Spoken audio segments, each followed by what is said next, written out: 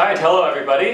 This is the American Civilization 2 review. I'm sorry that I'm unable to be with you this week, but to console you, as a bit of compensation, I am putting together this video in order to go over some of the main themes, events, and ideas from this second half of the semester to help you prepare for the final exam.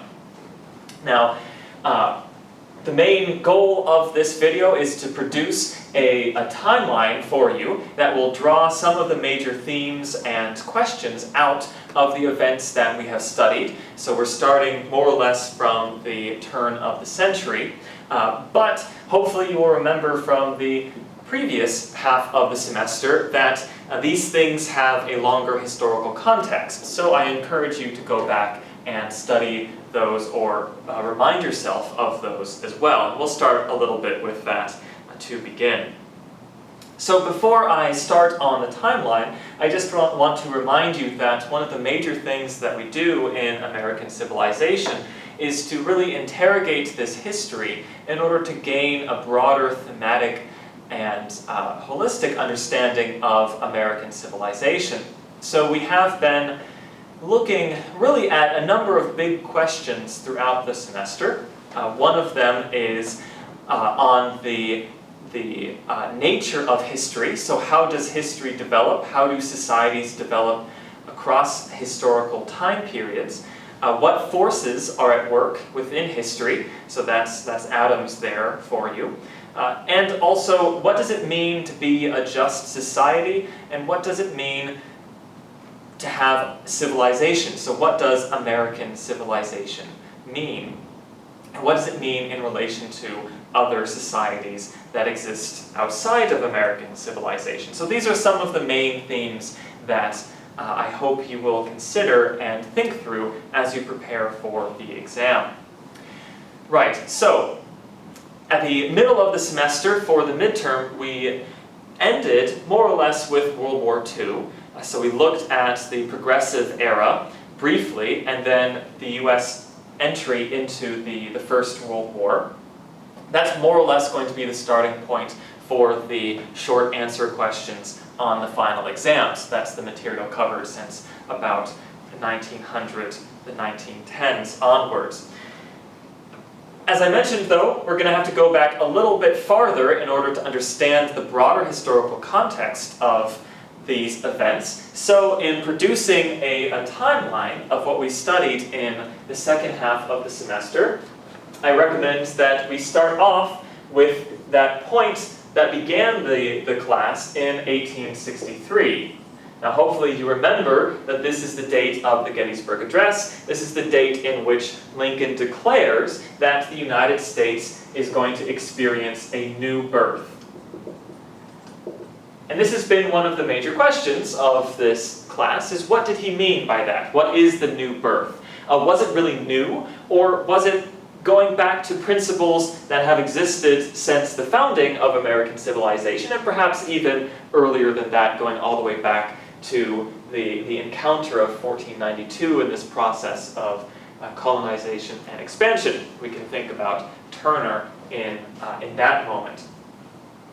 And we ended, or we are going to end, in around the 1960s. You might remember that in that first session, we looked at these various documents, the first one being the Gettysburg Address, and the last one being the letter from Birmingham Jail by Dr. Martin Luther King Jr. And that was written in 1963. So we might have as our end point 1963. There we go, and this would be neat. It's 100 years. So much like Adams in his work, not necessarily the education, which isn't exactly 100 years, although he projects at the very end to his centenary birthday in 1938. But in his other works, he takes as his fixed points this 100-year period of the 13th century. Now, in this class, we actually go beyond 1963, and the end date is really going to be closer to 1975. In the last session of our discussion, we will be talking a bit about the Vietnam War, and that ends in 1975. So for all intents and purposes, we're going to go between these 2 points. The focus of this review, however, is really going to be 1900 to 1975, that 75-year period. So I'm just going to put 1900 here and leave a little bit of room there for discussion of what happens before that. So hopefully you remember from the beginning of the semester and in revising or studying for the midterm exam that we looked at some broad thematic questions at the beginning of the semester. We looked at the Reconstruction period, we looked at the processes of industrialization, urbanization, the emergence of the social question, and questions of political reform and responses to the transformations going on in American society in the end of the 19th century. And you might remember that the timeline that we looked at for that period really followed some major trends and periods. The first one being Reconstruction, so this idea of rebirth. What is the United States going to mean after the Civil War? It's this period in which there is much greater racial equality in the South. It's a period in which the state is expanding and gaining new responsibilities in society and new power over society. It's a period in which the country becomes more integrated as well, both through the idea of the United States as a single nation, but also through more physical ways like railroads and financial ties, industrialization in particular. And Reconstruction, we remember, ends around 1877, largely due to the crisis of 1873, which really sours a lot of people on the Reconstruction process. And after Reconstruction, then, was this period of rapid growth, building on the foundations of the Reconstruction age. And this is what we call the Gilded Age. So I'm sorry if this is actually a bit small for you to read, but that's Reconstruction and that's Gilded. The rest of it will be much bigger coming up here soon. Now in this period, we remember that there was a great deal of progress in terms of economic growth and in terms of national development.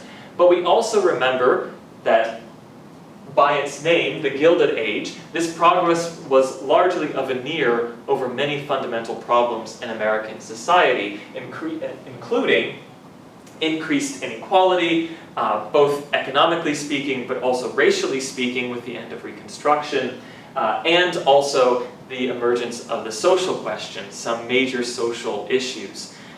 Within that, we also talked about the problems of Americanization, so what do we do with all these new immigrants coming to the United States, and through Western expansion, the incorporation of Native American peoples. So it seems like this period of progress and wealth, but that is really a veneer for some very fundamental problems. And this ends more or less around 1893 with that massive economic panic.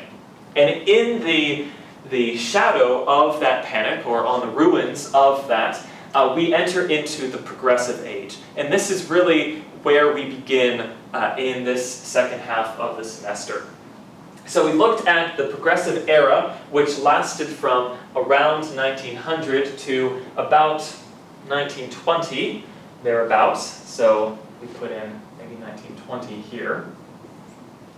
I might have to adjust my my timeline to fit everything in here, so let's see how this works. So we have the Progressive Age.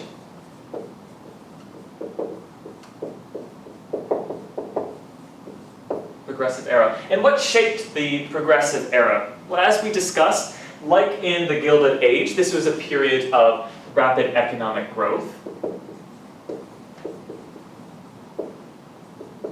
The emergence of major industries and companies, the consolidation of the power of many of those companies, and the emergence of new, innovative forms of production, especially the assembly line and the new ways of producing seen under, for example, Henry Ford and the automobile industry. Now there was also, with this economic growth, a lot of growth within the state.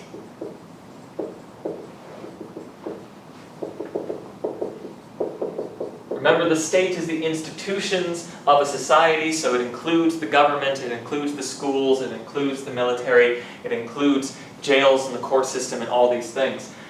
The progressives believed that the state should have a stronger role in society, particularly in reforming society. And so, under the progressives, the state begins to expand.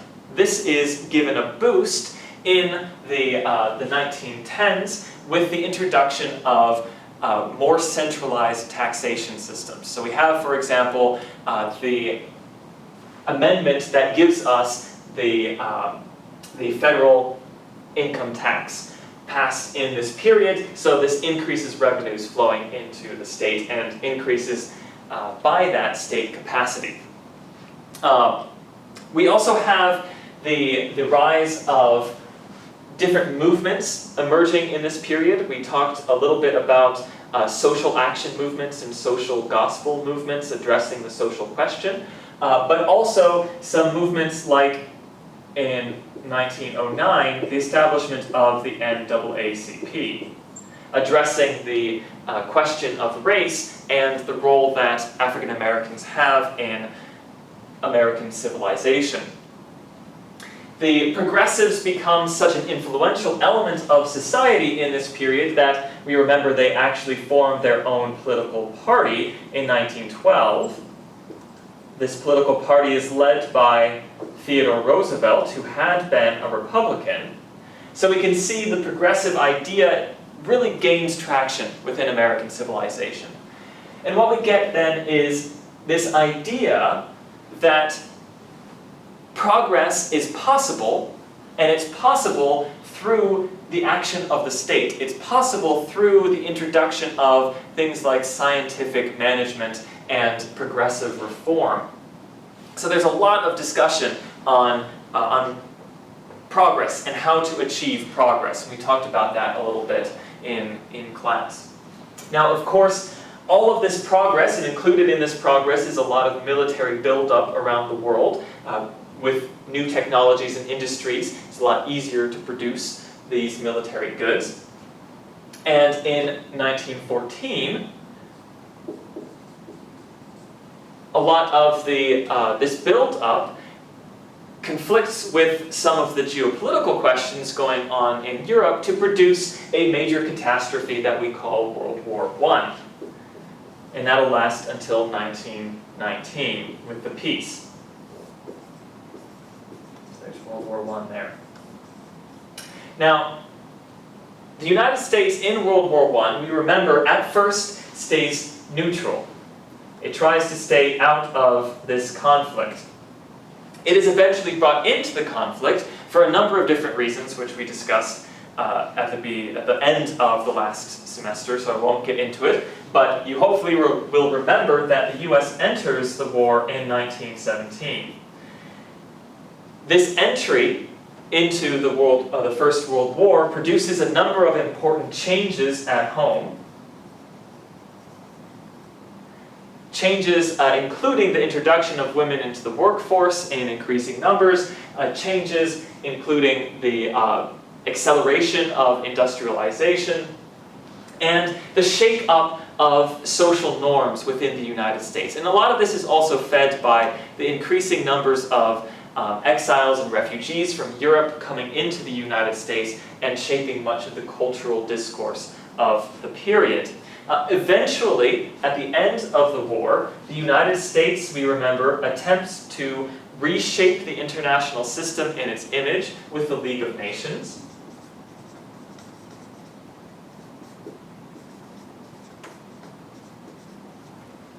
This, however, fails, and part of the failure is that the United States does not actually join the League of Nations. It the Congress decides to reject the treaty that establishes the League, and so the United States again withdraws from international activity in a way, although its withdrawal is back towards that global referee idea that we discussed in the beginning of the first half of the semester. So by 1919, a lot of things are changing. The forces at work in history have really caused a lot of questioning of the previous eras. And this idea of where is the United States going becomes a really big question. And with all of this progress, one of the major questions that emerges in this period is, well, what's the point of progress? Where does progress lead us? We remember we talked about that question in quite a bit of detail when we looked at Henry Adams and his education. That was one of the biggest questions of that text. Where is all this progress leading us? Is it towards a more perfect union? Is it towards a more just and lasting peace? Or is it towards destruction and catastrophe, as we saw in the First World War? Because of this experience, this very traumatic experience, the period that follows this war is going to be one of questioning, one of new ideas of modernity. So when we're looking at 1920 to about, say, 1929, we can talk about, there we go, new ideas of modernity.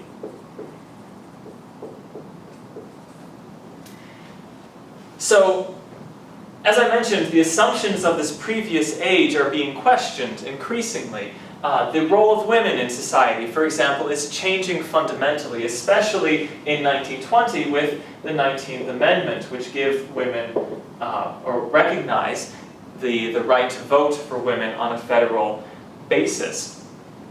This is also a period of, again, rapid economic growth.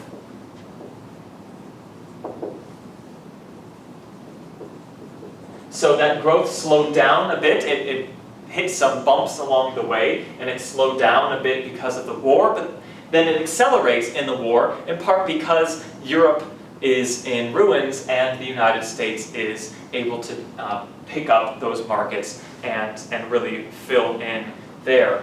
But what's different about this period from the Progressive era is there's something of a withdrawal of the state, especially in terms of economics. So we have economic orthodoxy.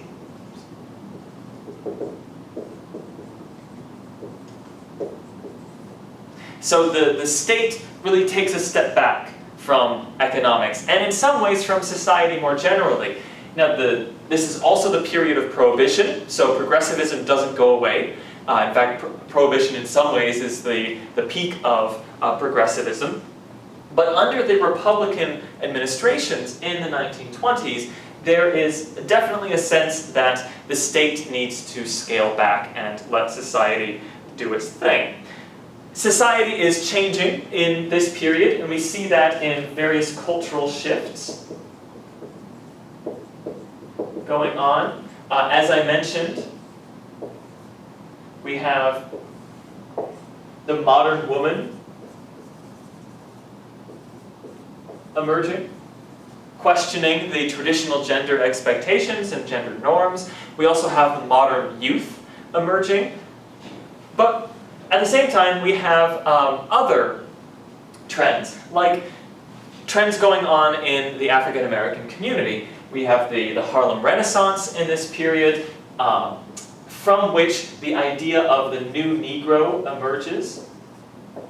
Now, the new Negro was a movement that argued that African Americans were not just part of the American experience, but they were fundamental to the American experience. In fact, African cultures, as the new Negro movement argues, provides the foundation for American civilization more broadly. We see this in things like jazz music, the rise of popular music more generally, artistic forms, poetry, things like that. They argue that the African-American contribution to American civilization has not just been important, but actually fundamental.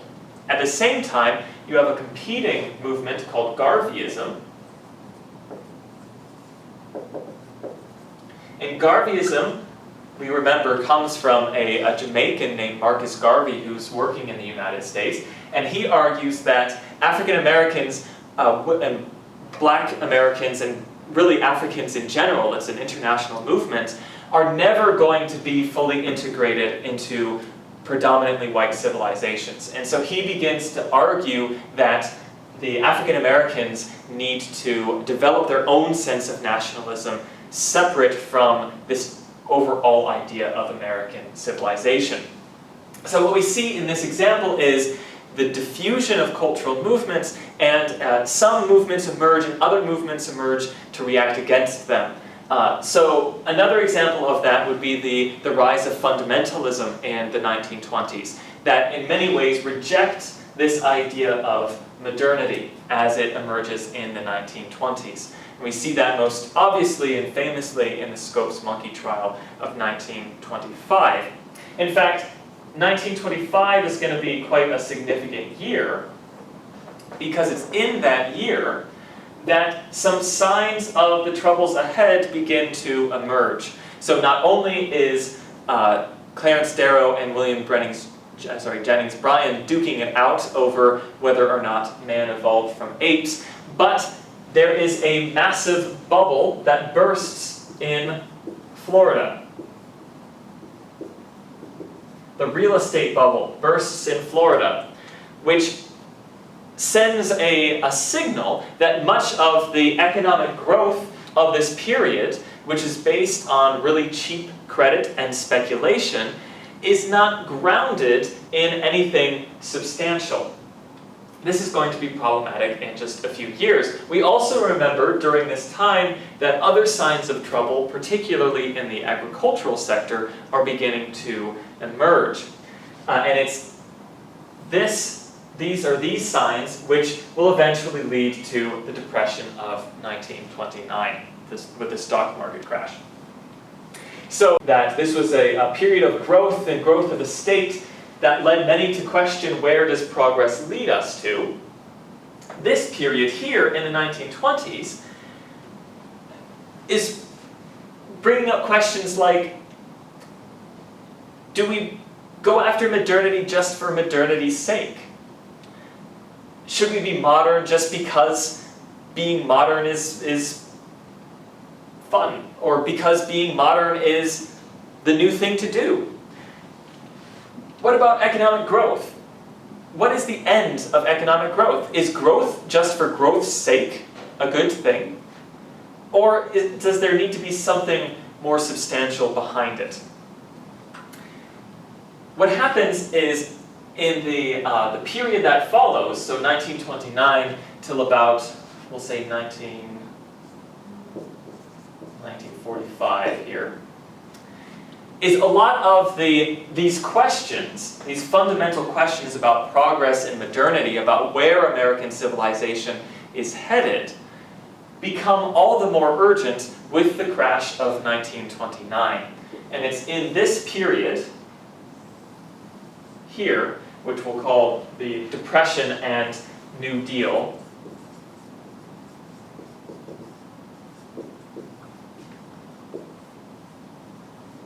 that the costs of much of this progress and modernity become very obvious. So the Depression, we remember, sets in 1929, and one of the fundamental problems of this Depression is unemployment. It's going to be one of the major issues throughout the Depression era.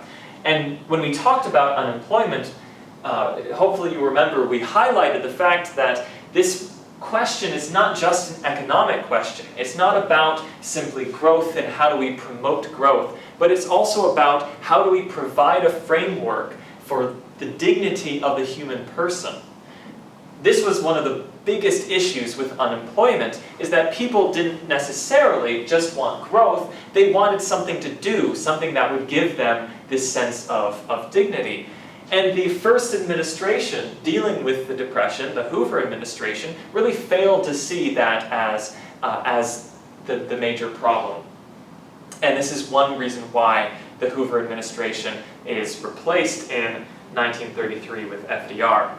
So what's going on in this period of Depression and New Deal? Well, first of all, a lot of people are questioning, yet again, the assumptions of the previous period. So World War I causes this questioning, the Great Depression causes the questioning particularly of this economic orthodoxy. So was this actually a good idea? And how, if it's not a good idea, if we believe that this might have contributed to the Depression, how do we rectify this? So we have, I'll write that, questioning again. At the same time, we have, internationally speaking, a withdrawal of the United States into its hemisphere. And we see that most obviously with the Good Neighbor policy.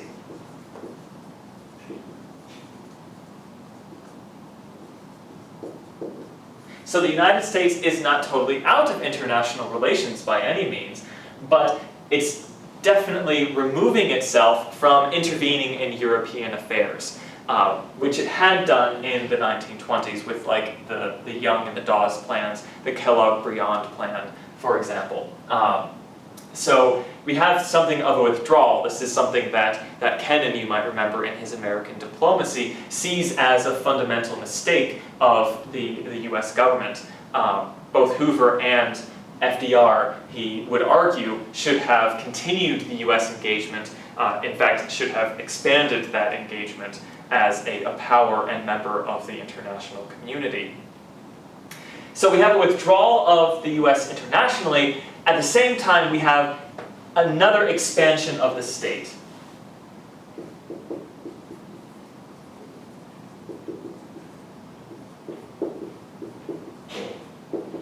And that's particularly under the New Deal program. In fact, the state grows significantly because of this. So in 1932, we have the election in which FDR comes to power, or comes to office, excuse me. And almost immediately in 1933, he begins to implement the New Deal program. And this is going to last, this introduction of new programming is going to last until 1935. So we remember the New Deal was drawing on a more global discussion over the role of the state, and whereas European powers like Germany and Italy went towards fascism, so a massive expansion of the state, and the Soviet Union obviously goes towards the communist model, which again is a massive expansion of the state. In Latin America, populists are coming to power, they're also increasing the state. In the United States, the New Deal is a version of this, but a much, much more moderate version of this. And it comes in two phases. The first phase is about regulation.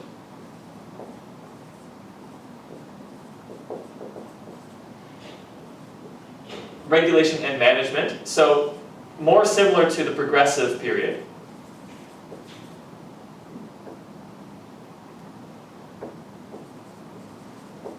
And the second phase is about providing that social net, especially Social Security, as we talked about before.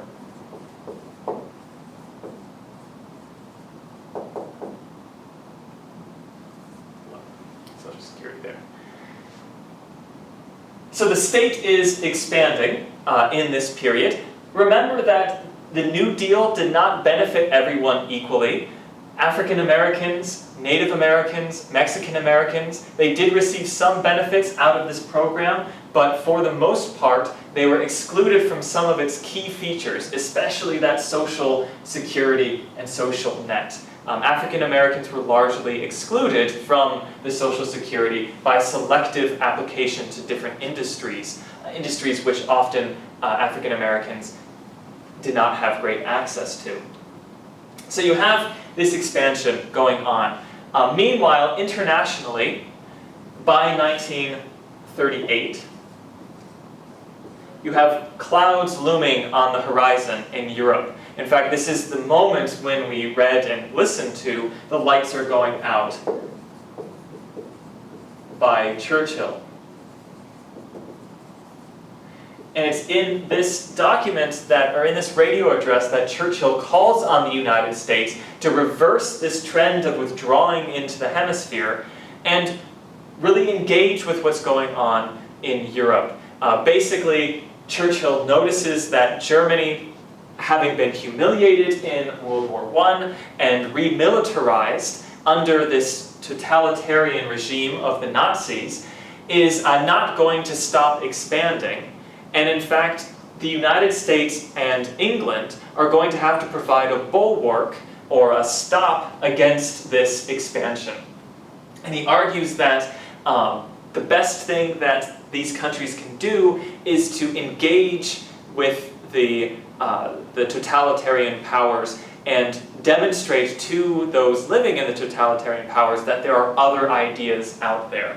That the propaganda perhaps that they are listening to is not necessarily true, and that they need to open their minds to other possibilities. So he's going to focus on this idea of communication and education as well, which we saw in Adams and in other works. Hopefully, it's no surprise then that in 1939, when World War II begins, Great Britain launches into the war to oppose the invasion of Poland, but much like in World War I, the United States stays out of World War II at the beginning.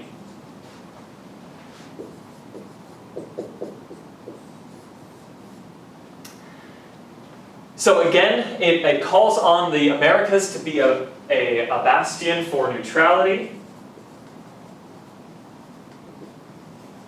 And also, like World War I, the United States is not completely neutral. The United States does favor one side. In this case, it favors the Allied side, and we can see that through the Lend-Lease program and through FDR's Declaration of the Four Freedoms, freedoms which the United States must support and potentially defend on the international stage.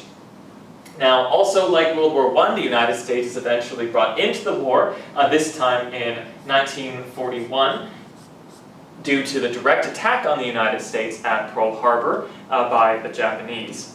And like World War I, so we're seeing a lot of parallels here between the two world wars. This war, which is a total war, so it engages the entire society, is going to produce some fundamental changes and questions of previous assumptions.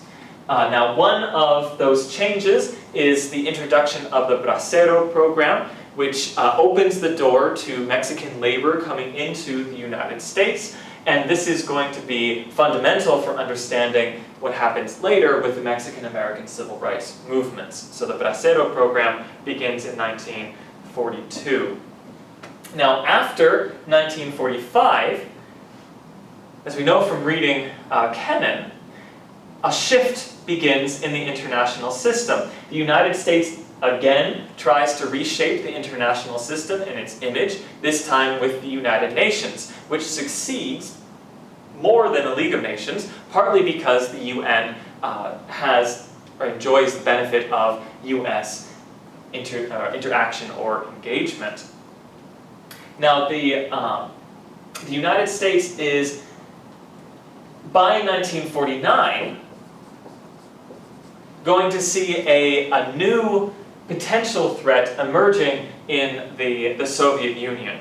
And this is really when the Cold War begins to set in. So we have this period between 45 and 49 where there's a lot of uncertainty about how the relationship between the United States and the Soviet Union is going to develop. By 49, it's pretty much decided that these are going to be opposing powers internationally. However, it's also in this period that there is a massive economic boom, and we call that the post-war boom. So here we have, and we'll extend that out to 1968.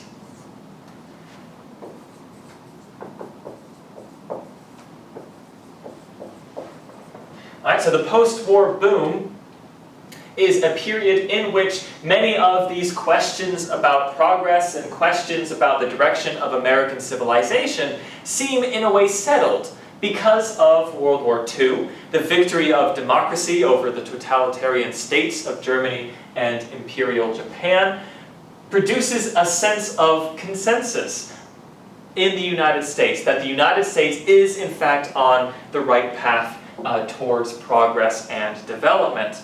This idea that the United States is on the right path is fed by, yet again, economic growth. And we know that the economic growth in this period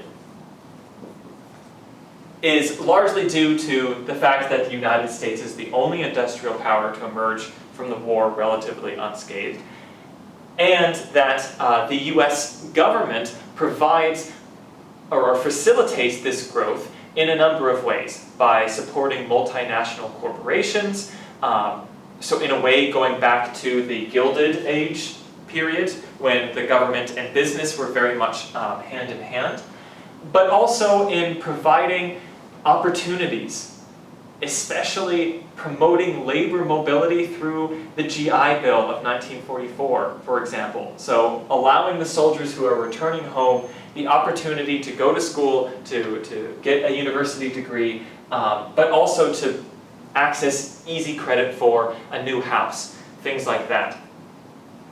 You see in this period as well the emergence of what we called in class a conformist culture. So we have consensus, politically, that liberal consensus, and conformist culture, which of course doesn't go without challenge. We saw that in the artistic movements that are emerging in this period, but also in things like the youth movement, which rejects many of the norms of the period, and also in the African American and Mexican American communities who begin to offer their own versions of this boom culture.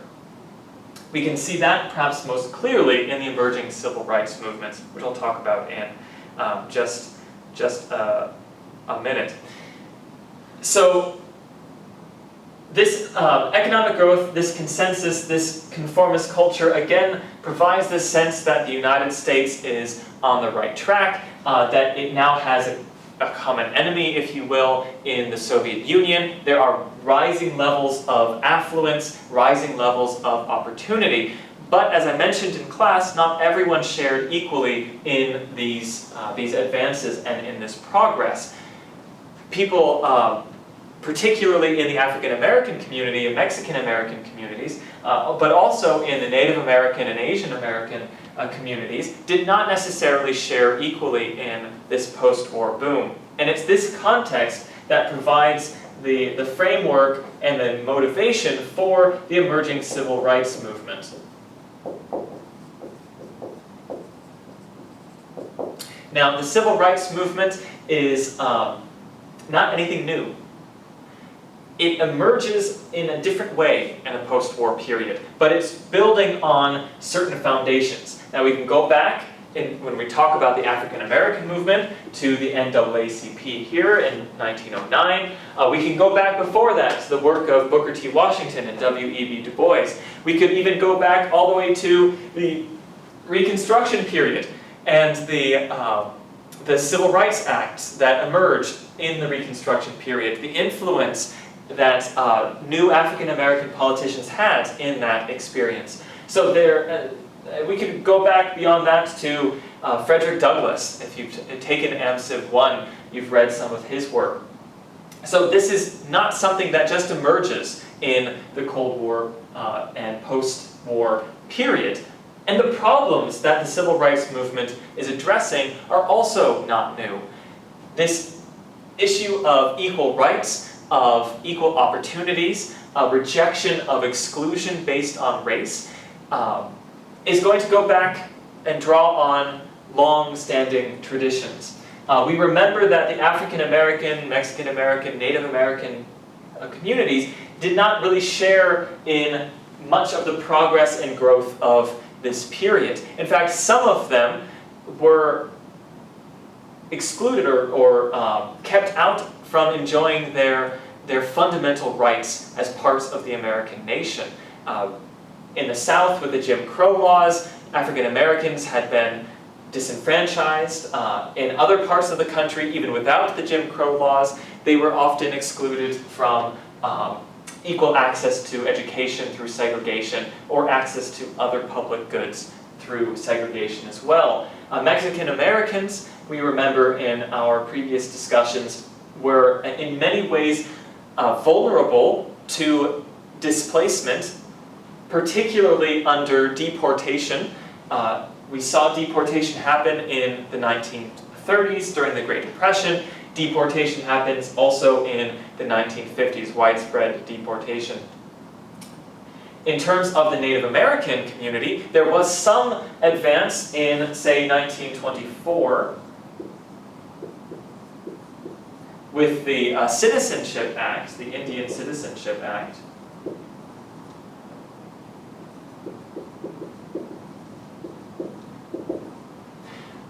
Also in the 1930s, under the New Deal, there was the Indian Reorganization Act of 1934, which was part of the New Deal. So there is some advance here. However, by the 1950s, the United States government is starting to shift its policy again, and in 1953, with the Termination Policy, or Termination Act,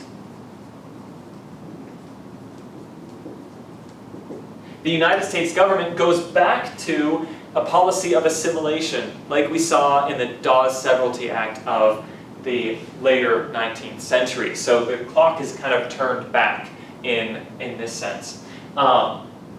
So by the mid-1950s, a new civil rights movement is beginning to emerge. A civil rights movement that is based on popular mobilization, on organization and mass national associations, like the NAACP, but also others like the Southern Christian Leadership Conference.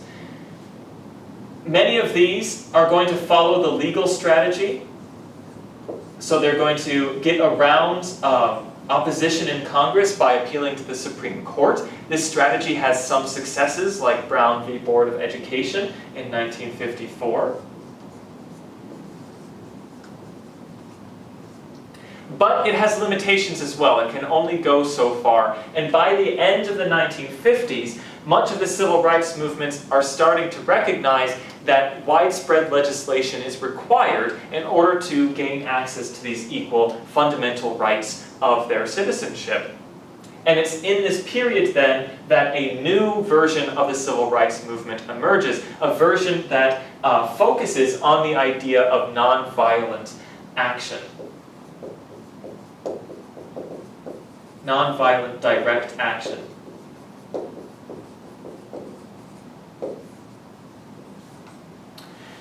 So the idea is that they will oppose the oppression, they will oppose the exclusion, they will oppose the denial of rights, not through violence, but through nonviolent action like strikes, protests, and sit-ins. This becomes basically the defining feature of the civil rights movement by 1963. That's the year in which the Birmingham campaign is launched, and it's during that campaign that Martin Luther King Jr. really gains a national profile, writing his letter from Birmingham jail.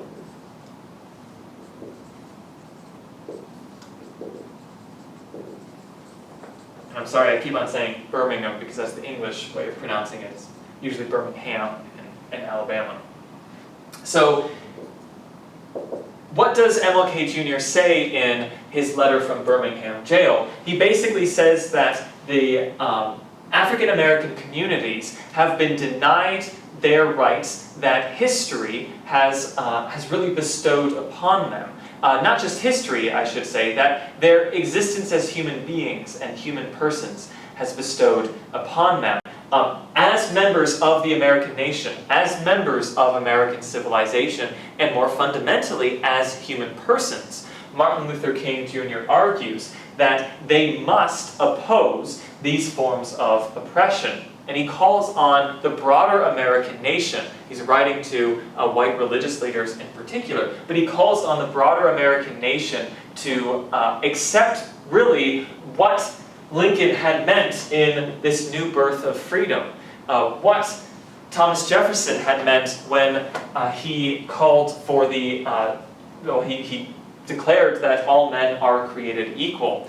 So Martin Luther King Jr. is taking perhaps a new strategy, although it's not new really, and using it to put forward or advance a version of American civilization that has existed for a long time. Now, Martin Luther King Jr. is not the only one working in this period.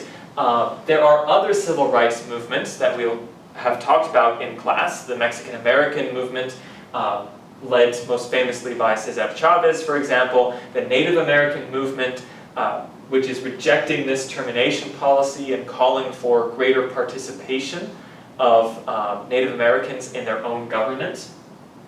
And there's also a diversity within these various movements. So the African American civil rights movement is not just defined by Martin Luther King Jr., but by other groups. One of them, led by Malcolm X, proposes a by any means necessary approach, which doesn't advocate violence per se, but opens for the possibility of violence. So in this way, he is different than Martin Luther King Jr.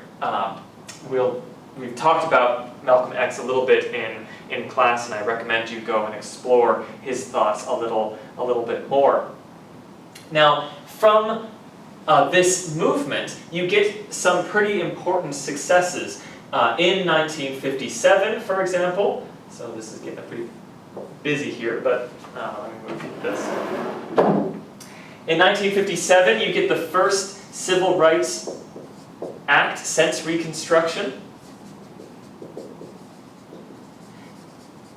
And this leads to a string of Civil Rights Acts in 1960, in 64, and then 65 with the Voter Rights Act. So there is some significant success in the civil rights movements of the 1960s.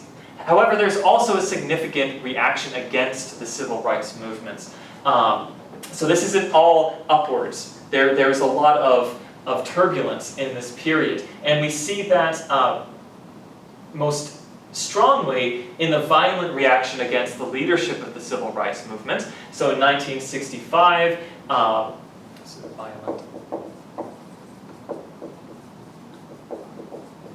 in 65, Malcolm X is assassinated, and in 1968, MLK Jr. is assassinated.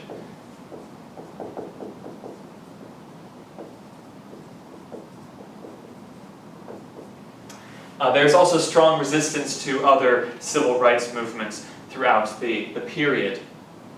So by 1968, we have made quite a bit of progress in this area of civil rights, and this area of recuperating the rights that were declared much earlier in American civilization, and this idea of American civilization founded on these basic principles. But there is still some violence, there are still many obstacles, and the civil rights movement by no means ends in 1965 and 1968. But a new phase is opened, and this phase between 68 and 75 is really dominated by the rise of more radical leftist groups, drawing on building on the foundations and drawing on inspiration from the earlier civil rights movements. This is accelerated because of the U.S. entry into Vietnam. By around the late 1960s, it's obvious that the United States is in quite a quagmire in the Vietnam region. We have talked more about that in class. And that will really bring us up to 1975. So there you go, that is an overall review of everything that we have discussed in this semester, giving you some kind of trajectory of what happened. So just to go over this yet one more time, in the progressive era, we're having a lot of growth and progress, but we're wondering, where does this progress lead us? In the 1920s, that same question, but thinking, is it about being modern? Is the end of progress modernity? But then what does modernity mean? And is growth good just for growth's sake, or should growth have some more substance to it? The answers to those questions really come in the 1930s with the Great Depression, as people realize that this progress and growth doesn't necessarily lead to perpetual progress or perpetual success. That in fact, the vicissitudes of international economics and of human action can lead to some major problems that societies had to deal with in the 1930s. Those societies sometimes dealt with it, as in Germany or Japan, by shifting towards a more military or militaristic or totalitarian stance. And it's in World War II where these different forces really collide. These forces of expanding ideas of the state and expanding ideas of democracy in World War II. After that, the United States again seems to be on this path towards success in the post-war boom.